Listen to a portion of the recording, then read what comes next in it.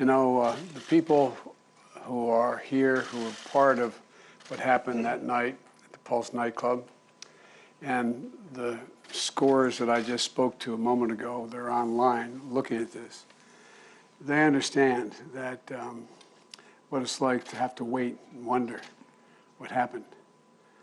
The families, I remember going down there to the Pulse Nightclub afterwards and wondering, is it my son, my daughter, my husband, someone I love? Is that who got lost? Because they didn't know for certain initially. And as Congressman Cicilline knows, there's nothing worse than having to wait and wonder what happened. And I know, Val, when you were a police chief, you had to go through waiting a lot as well.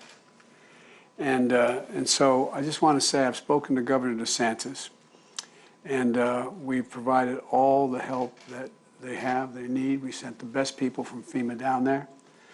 We're going to stay with them with the disaster declaration we made, provide for everything from housing to, God forbid, whether there's a need for moratoria for the bodies to be placed, everything in between. And but I just want to say, and I'm sure I speak for all the members of the Congress here today and all the survivors here, that it's a tough time. There's so many people waiting. Are they alive? Will they be? Will it happen? And so our heart goes out to them. And the people of Florida, I've spoken to Debbie Wasserman Schultz. I've spoken to most of the folks down there and authority. And I promise you, the administration, the Congress are doing everything possible to be of assistance now and after this occurs, after they decide exactly what the state of play is. But I'm glad to welcome everyone here to the adjunct to the White House here and in person and virtually. Survivors and family members, victims, and the path-breaking leaders like Senator Baldwin. Just over 5 years ago, the Pulse Nightclub, a place of acceptance and joy, became a place of unspeakable pain and loss. And we'll never fully recover, but we'll remember.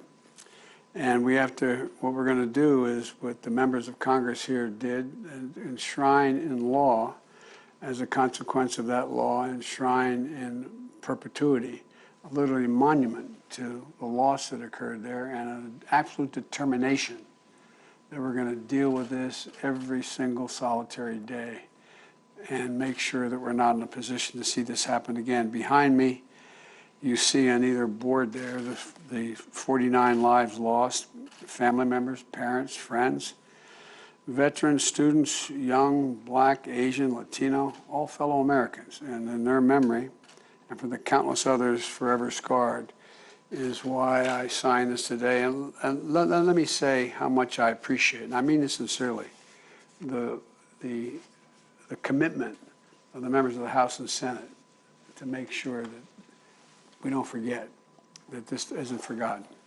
Now, there's a tradition when a bill is signed that the president gives a signing pen to each of the people who had something to do with the law or the decision being made in the first place. I promise you, I have all the pens put in the other room. I couldn't figure out how to sign them all, but don't leave without the pen, okay? All right? All right. Thank you, Mr. President.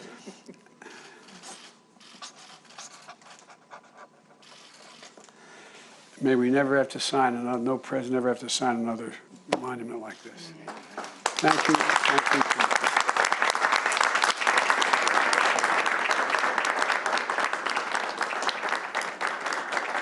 And one last thing.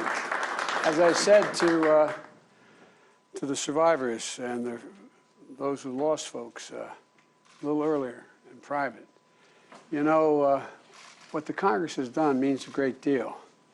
And it's important, but it's really hard. It brings back everything as if it happened yesterday. And every time there's a memorial service for our son, Bo, you know, you're flattered, you feel good about it, you think it's wonderful, the recognition, but it's tough. It's as if it happened yesterday. It happened the day before. It happened the moment you're signing it. So I want to thank the folks who are here and the folks who are survivors who are on Zoom with us. I want to thank them for their courage. I really mean it, for their courage. But I promise you, none of the members of Congress that are here, nor I, nor Jill, are going to let up until we deal with equity across the board. Thank you so very much. Thank you. You got to come back and get your pens. All right? Or I'll end up with 17 pens that I don't know what to do with.